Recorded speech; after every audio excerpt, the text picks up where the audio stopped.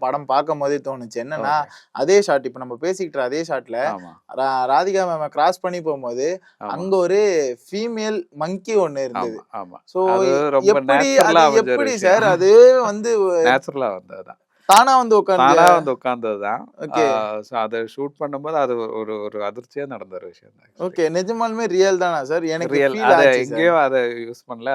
அதுவே தானா வந்து ஃபர்ஸ்ட்டு ஷூட் பண்ணும்போது இல்ல ஆக்சுவலி. ம், ஃபர்ஸ்ட் ஒரு ரிஹர்சல் பார்க்கும்போது இல்ல. ம். செகண்ட் ரிஹர்சல் செகண்ட் டேக் பண்ணும்போது நேச்சுரலா வந்து உட்காந்துச்சு. ஓகே. அப்புறம் ஒரு டிஸ்கஷன் வந்தது. இந்த அனிமல்ஸ் ஃப்ரேம்ல வந்ததுன்னா, வி நீட் சம் ஆமா. Human rights rights. இருக்கணும். Animal animal rights okay. இருக்கணும்.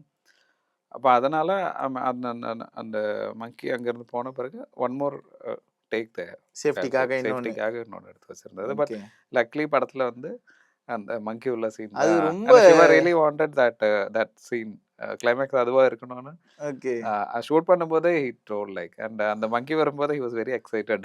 ஓகே. ரொம்ப நேரம் வச்சிருந்தாங்க ஆமா, சார். ஆமா, எனக்கு என்னமோ ஆமா. அத வச்சா ஸோ மாரி அது தெரியவே அந்த இல்ல. எனக்கு நேச்சுரலா ஃபீல் அது ஆச்சு. கொஞ்சம் அந்த ஃப்ரேம்ல இருந்து வெளிய போற வரைக்கும் ஆ. Kept the frame.